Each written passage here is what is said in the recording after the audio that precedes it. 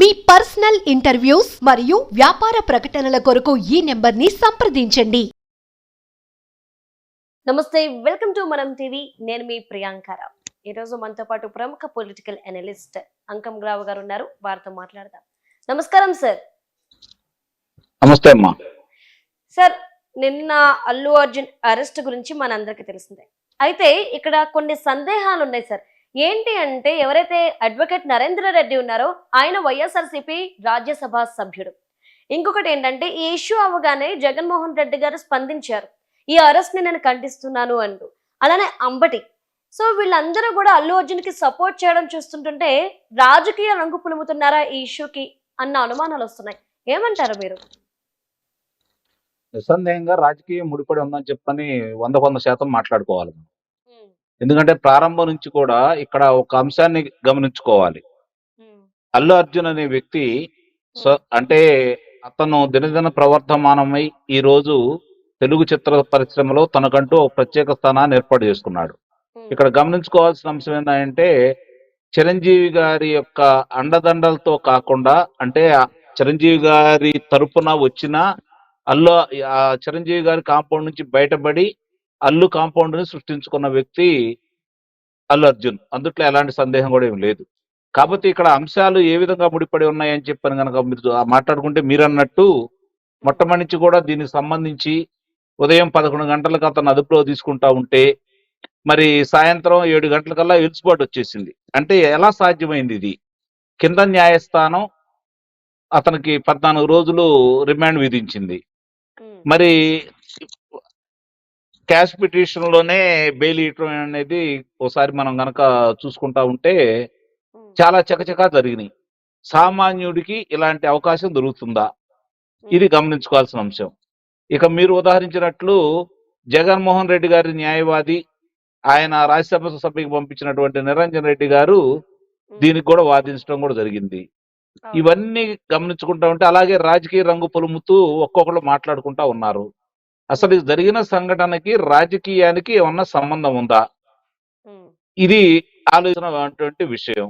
మరి దీనికి రాజకీయ రంగు ఎందుకు పొలుముతున్నారు అంటే, ప్రతి విషయాన్ని కూడా రాజకీయం చేసి లబ్ధి పొందాలని ఆలోచిస్తున్నారే తప్ప, వాస్తవంగా అక్కడ జరిగిన సంఘటన ఏంటి, బాధితురాలైనటువంటి రేవతి గారికి జరిగిన నష్టం ఏంటి, చనిపోయింది ఆమె, ఆ కుటుంబానికి జరిగిన నష్టం ఏంటి, దీని గురించి ఆలోచించుకోకుండా, దీని గురించి మాట్లాడుకోకుండా, దీని గురించి చర్చించుకోకుండా అర్ధరాత్రి పూట మరి ఆ ప్రదర్శన ఏర్పాటు చేయటం ఏంటి, చేసినప్పుడు అతను వచ్చి మామూలుగా చిత్రం చూసి వెళ్లకుండా బల ప్రదర్శన చేస్తున్నట్టుగా రాజకీయ నాయకులు అలానే చేస్తున్నారు, క్రీడాకారులు అలానే చేస్తున్నారు, చిత్ర పరిశ్రమకు సంబంధించిన వాళ్ళు కూడా అలానే చేస్తున్నారు. అంతమంది అక్కడ ఉన్న తర్వాత బల ప్రదర్శన చేయాల్సినంత అవసరం ఏంటి? ఇది కూడా ఈ రోజు గమనించుకోవాల్సిన అంశం. దీనికి రాజకీయ రంగు పులుముతూ రకరకాలుగా మాట్లాడుకుంటూ ముందుకెళ్తా ఉన్నారు. అంటే ప్రతిదీ కూడా రాజకీయంతో ముడిపెట్టి లబ్ధి పొందాలని చెప్పని ఆలోచిస్తా ఉన్నారు. మరి ఏ ఏ విషయంలో కూడా స్పందించని వ్యక్తులు, మరి ఆమె చనిపోయినప్పుడు ఈ రాజకీయ నాయకులు మాట్లాడలేదే? ఆ పిల్లవాడు ఆసుపత్రి పాలైనప్పుడు ఈ రాజకీయ నాయకులు మాట్లాడలేదే?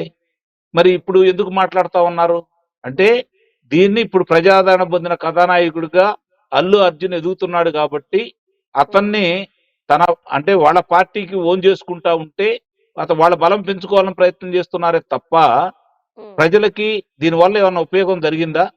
ఎంత నష్టం జరుగుతుంది ఈ ప్రభుత్వాలు తీసుకున్న నిర్ణయాల వల్ల? అర్ధరాత్రి పూట చిత్ర ప్రదర్శనలు ఏంటి, దానికి 800, 1000 రూపాయలు మరి ఇష్టారీతిన వాళ్ళకి పెంచుకునే అవకాశం కలగజేయటం ఏంటి? దానివల్ల ఏంటి ప్రజలకు ఉపయోగం? ప్రజలకు ఎంత నష్టం చేకూరుస్తున్నారు? ప్రజలను ఏ విధంగా దోపిడీ చేస్తున్నారు? దానికి ప్రభుత్వాలు ఎందుకు సహకరించాలి?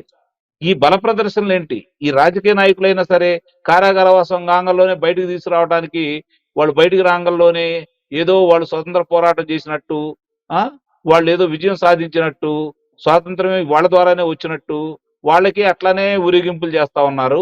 మరి చిత్ర ప్రదర్శనకు సంబంధించి వచ్చినప్పుడు వీళ్ళు ఊరేగింపుగా వెళ్తానే ఉన్నారు.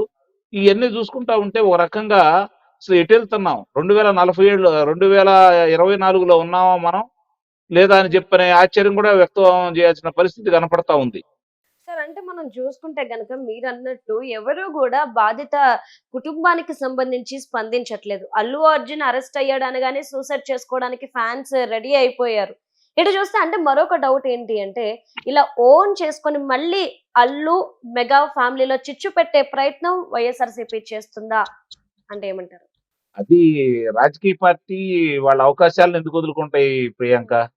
ఎట్టి పరిస్థితుల్లో కూడా వాళ్ళకి ఏదైనా అందిపుచ్చిన అవకాశం ఉంటే దాన్ని సద్వినియోగం చేయడానికి ప్రయత్నం చేస్తారు.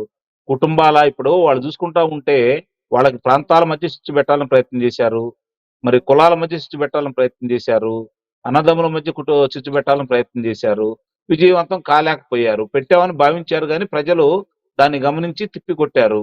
మళ్ళీ ఇప్పుడు ఏదో చేయాలి, లబ్ధి పొందాలనుకుంటే ఇప్పుడు ఒకటి ఆ పార్టీ తోటి ఎవరు అంటగాగినా వాళ్ళు ఇబ్బంది పడతారు రాజకీయంగా. అది గమనించుకోవాల్సిన అంశం. ఎవరైనా సరే ఎవరు అతీతులు కాదు ఇవాళ. ఎందుకంటే ఆ పార్టీ మీద ప్రజలకు ఉన్నటువంటి అభిప్రాయం అలాంటిది. వాళ్ళు చేసిన కార్యక్రమాలు ప్రజల మనసులో బలంగా నాటుకుపోయి ఉన్నాయి. అది ఒక సంవత్సరమో, ఒక పర్యాయమో, ఒక ఎన్నికలకో మర్చిపోయిన దురాగతాలు కాదు. ఆ ప్రభుత్వం అధికారంలో ఉండగా చేసినటువంటిది. వ్యక్తిగతంగా నష్టపోయారు, కుటుంబ పరంగా నష్టపోయారు, పిల్లల పరంగా నష్టపోయారు, అలాగే రాష్ట్ర పరంగా నష్టపోయారు, ఆర్థికంగా నష్టపోయారు, అవమానాలు పాలయ్యారు. ఇవన్నీ జరిగినాయి. దాడులు ఎదుర్కొన్నారు. మరి ఇంత జరిగిన వాళ్ళని తేలిక ఎలా మర్చిపోతారు? 11 స్థానాలకే పరిమితం చేశారు. వీళ్ళు దాన్ని గమనించకుండా, ఇంకా ప్రజల గురించి పట్టించుకోకుండా రాజకీయ లబ్ధి పొందాలని చెప్పని రాజకీయ క్రీడలాడితే వాళ్ళకి మద్దతు తెలిపిన వాళ్ళందరూ కూడా నష్టపోతారు. ఇది కూడా గమనించుకోవాల్సిన అంశం. సార్ అంటే ఇప్పుడు మీరు ఇంతకు ముందు ప్రస్తావించారు బాధిత కుటుంబం గురించి ఎవ్వరూ కూడా పట్టించుకోవట్లేదు అని. ఇటు సినీ ప్రముఖులు కావచ్చు, సినీ ఇండస్ట్రీ, రాజకీయ ఇండస్ట్రీ ఇట్లా ఫ్యాన్స్ కానీ ఎందుకు ఎవరికైతే అన్యాయం జరిగిందో, ఎవరైతే నష్టపోయారో, ఎవరైతే తల్లిని కోల్పోయి ఒక పక్క బిడ్డ ఏమో ఆ హాస్పిటల్లో చావు బతుకుల మధ్య ఉన్నారో వీళ్ళందరినీ పక్కన పడేసి ఎందుకు అల్లు అర్జున్ అల్లు అర్జున్ అల్లు అర్జున్ అంటున్నారు? అదేనమ్మా ఇందాక నేను చెప్పినట్టు ప్రజాదరణ కలిగిన ఇప్పుడు కథానాయకుడు అతను. అతనికి రాజకీయ పార్టీలు వంత పడితే వాళ్ళు మద్దతు తెలుపుతారేమో అన్నటువంటి ఆశ. కానీ అలాంటి ప్రయత్నం అతను అంటే మొన్న ఎన్నికల్లో నంద్యాల వెళ్ళి అభిమానికి తన స్నేహితుడికి ప్రచారం చేశాడు. అది పార్టీలకు అతీతంగా చేశాను అతనే చెప్తున్నాడు. కానీ ఈరోజు అలాంటి పార్టీకి వెళ్ళి మద్దతు తెలిపిన తర్వాత అతను పార్టీ సభ్యుడిగానే గుర్తిస్తారు. కాబట్టి ఇలాంటి అభియోగాలు, అలాంటి ఉదంతాలు జరిగినప్పుడు ఎదుర్కోవాల్సి వస్తుంది. వాళ్ళు ఎంతటి వాళ్ళైనా సరే. కాబట్టే ఈరోజు వాళ్ళు దాన్ని మర్చిపోయి మీరన్నట్టు ప్రజలకు సంబంధించిన విషయాల గురించి మర్చిపోయి అధిక ధరలకి అమ్ముకోవటం ఏంటి, దాన్ని బల ప్రదర్శనగా రావటం ఏంటి, ఈరోజు అక్కడ చనిపోయిన ఉదంతానికి నిస్సందంగానే అల్లు అర్జున్కి సంబంధం లేదు. నేను ఒప్పుకుంటాను దానికి. అల్లు అర్జున్ చేతుల మీదుగా ఏం జరగలేదు, అతని ప్రోద్బలంతో ఏదేం జరగలేదు. కానీ జరిగిన సంఘటనకి అతని బల ప్రదర్శన కారణమైంది కాబట్టి అతను కూడా బాధ్యుని చేశారు. అది కూడా తప్పేమి కాదు. కాకపోతే ఏంటంటే ఇప్పుడు మనం గమనించుకోవాల్సిన అంశం ఏంటంటే ఇంత వేగవంతంగా న్యాయం సామాన్య ప్రజలకు అందుతుందా లేదా, ఎక్కడన్నా జరుగుతుందా? ఈ రోజు కూడా ఓ చిన్న జేబు దొంగలకో లేకపోతే చిన్న చిన్న నేరాలు చేసిన వాళ్ళు కూడా సంవత్సరాల తరబడి ఇంకా కారాగారంలో మగ్గుతానే ఉన్నారు. వాళ్ళకి న్యాయం మాత్రం అందుబాటులోకి రావట్లేదు. అంటే వీళ్ళకి పేరుందని, ఆర్థికంగా బలవంగా ఉన్నారని చెప్పేరే కదా ఇప్పుడు ఇంత వేగవంతంగా జరుగుతా ఉంది.